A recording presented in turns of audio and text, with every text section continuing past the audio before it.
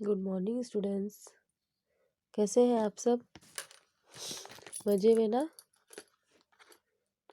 और सबकी books complete है कि नहीं? सब कंप्लीट कर रहे हैं ना अपना बुक? क्योंकि आप सबकी बुक्स टाइम पे कंप्लीट होनी चाहिए। लास्ट में आपके जो एग्ज़ाम्स होंगे, आपके रिजल्ट्स भी बनेंगे, उसके ऊपर आपका कंप्लीट रहना चाहिए बुक्स वगैरह सब। और जब बनेगा जैसा इनमें इन्फॉर्मेशन मिलेगा। तो देखते हैं, आज हम लोग करने वाले हैं हिंदी का। देख के समझ में आया ही होगा सबको। स्टोरी राइटिंग बताया है मैंने, स्टोरी राइटिंग कैसे करते हैं। तो चलो देखते हैं, पॉइंट्स पढ़ते हैं और उसके बाद स्टेप्स पढ़ते हैं। उसके बाद में हम स्टोरी डेवलप करेंगे समझने के बाद। एक बूढ़ा किसान। 3 आलसी लड़के। किसान का लड़कों को बुलाना। अपने खेत में एक खजाना गड़ा हुआ है। किसान की मृत्यु। लड़कों का सारा खेत खोद डालना। वर्षा। अच्छी फसल। लड़कों को हर साल खजाना मिलना। बोध यानी समझ। अब इससे क्या है, एक दिन एक किसान बीमार पड़ता है। देखो अब हम बनाएंगे कहानी इसके बेस पे। एक दिन एक किसान बहुत बीमार पड़ता है। वो सोचता है कि मैं कैसे, उसके तीनों लड़के बहुत आलसी थे, कभी मेहनत नहीं करते थे। तो उसने सोचा कि मैं कैसे अपने लड़के लोगों को समझाऊं। तो उसने कहा, क्या कहा, उन्हें लालच दिया कि अपने खेत में खजाना गड़ा हुआ है, वो तुम्हें लेना है।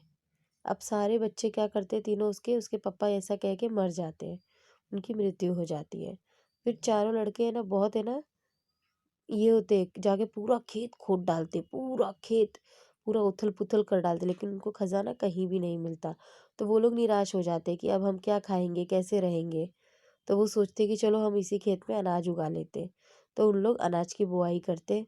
फिर वर्षा वगैरह होती है, उनका फसल बहुत अच्छा होता है। उससे उनको पैसे भी कमाने मिल जाते हैं, खाने को भी मिल जाता है। तो वो बहुत खुश हो जाते हैं। तो इसी तरीके से हर साल उनको मिलने लगा। फिर ये क्या हो गया, हर साल ये खजाना अनाज का।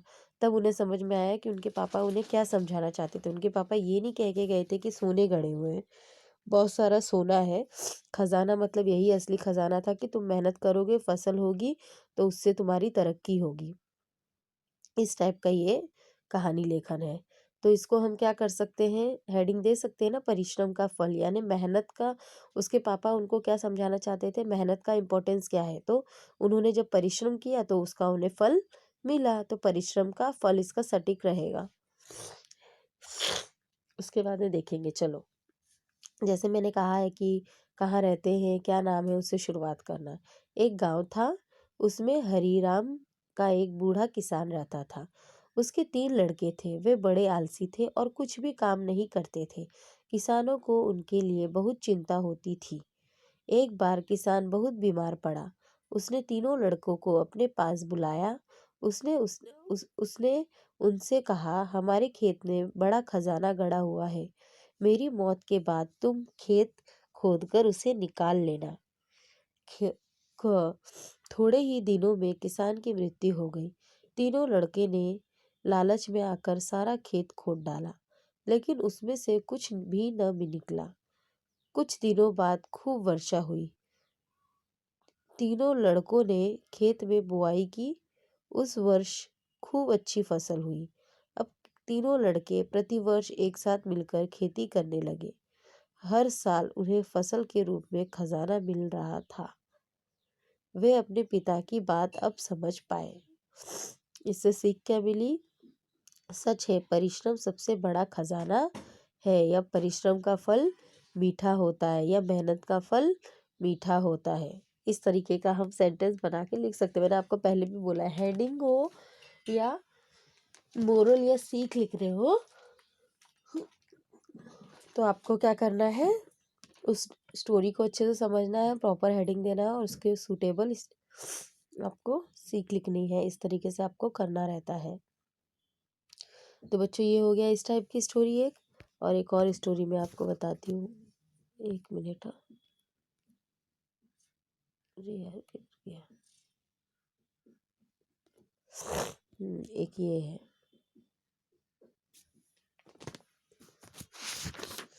ये वाला देखेंगे, लालच का परिणाम। अब देखेंगे, हेडिंग नहीं, पहले हम देखते हैं कि क्या है पॉइंट्स। एक भिखारी, भगवान का प्रसन्न होना, वरदान मांगने के लिए कहना, मुहरे मांगना, भगवान की शर्त, जो मुहरे जमीन पर गिरेंगी वे मिट्टी हो जाएंगी। भिखारी के पास एक पुरानी झोली, कुछ मुहरे देना, लोभ में अधिक मुहरे मांगना, झोली जाना, मुहरे जमीन पर गिर जाना। सीख।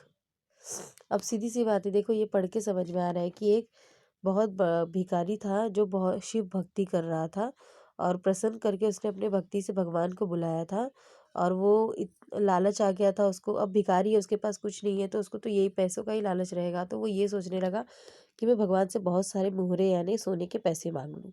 तो भगवान ने उसके सामने एक शर्त रखी, ठीक है मैं तो तुमको दे दूंगा, जितना चाहिए उतना दे दूंगा, लेकिन अगर वो मिट्टी में गिरा यानी जमीन पे गिरा तो वो मिट्टी बन जाएगा। अब एक बात बताओ, कितना सारा वो सर पे ढोके लेके घूमेगा? मिट्टी में तो नीचे तो गिरेगा ही ना। कितना उठा पाएगा वो? उठाएगा भी तो उसने बोला ठीक है चलेगा। तो भगवान ने उसके झोली में दिया, थोड़ा दिया। उसको लालच और आया कि नहीं मुझे और भर के दो। तो भगवान ने पूरी भर दी, थैली भारी हो गई, बर्फ फट के गिर गई नीचे, सब मिट्टी बन गया। तो उसका वरदान तो वेस्ट हो गया। फिर उसे सीख मिली कि ज़्यादा लालच हमें नहीं करना चाहिए। तो चलो देखते हैं ये स्टोरी में भी कैसा है डेवलप किया है। एक भिखारी था, वह दिन भर शिव शिव जपता रहता था। एक दिन भगवान उस पर प्रसन्न हुए और उसके सामने प्रकट हो गए। वे बोले, मैं तुम पर प्रसन्न हूँ, तुम कोई भी वरदान मांग लो। भिखारी ने भगवान से सोने की मुहरें मांगी। भगवान ने कहा, ठीक है मैं तुम्हें सोने की मुहरें दूंगा, पर एक शर्त है, जो मुहरें जमीन पर गिरेंगी वे मिट्टी बन जाएंगी। उसने कहा ठीक है। भिखारी ने भगवान के सामने अपनी पुरानी झोली फैलाई। भगवान ने कुछ मुहरें उसकी झोली में डाली और पूछा, बस? पर भिखारी कहता रहा, प्रभु कुछ और मुहरें दीजिए। इस प्रकार वह अधिक से अधिक मुहरें मांगता रहा और भगवान उसकी झोली में मुहरें डालते रहे। भिखारी की पुरानी झोली इतनी सारी मुहरों का वजन झेल न सकी। झोली फट गई और सारी मुहरें जमीन पर गिर गई। शर्त के अनुसार सब मुहरें मिट्टी बन गई। भिखारी बहुत पछताया। उसने भगवान से कुछ कहना चाहा, परंतु वे तो अदृश्य हो चुके थे, यानी कि वह गायब हो चुके थे, जा चुके थे। तो क्या हो गया, जो उसको भगवान दे रहे थे वो तो लिया उसने, लालच और बढ़ गया, और क्या फल मिला कि उसे कुछ भी नहीं मिला। तो इतना भी लालच इंसान को नहीं करना चाहिए कि जो मिलने वाली चीज़ है वो भी हाथ से आके चली जाए। उसके हाथ में अगर वो लालच नहीं किया होता, थोड़ा सा लेके रखा रहता, तो आज उतना तो रहता उसके पास। तो जीवन में हमें ज़रूरत से ज़्यादा लालच सबको होती है, पर ज़रूरत से ज़्यादा नहीं करनी चाहिए। ठीक है।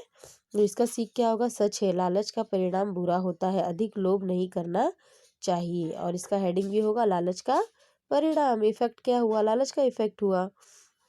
तो इस तरीके से ये दो स्टोरी आपको करनी है, और मस्त स्टोरी एकदम लालच के ऊपर, और एक है परिश्रम के ऊपर, और ये दोनों ही गुण आप लोगों में भी डेवलप होने चाहिए इससे।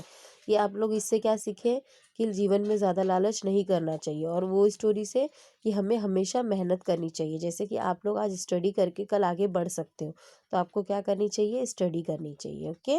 सो ये दोनों जो ऐसे की, हिंदी की ऐसे की बुक में आपको लिखना है, ऐसे में दूसरा विभाग जो निबंध का है कंप्लीट करना है। Okay. So bye students and take care.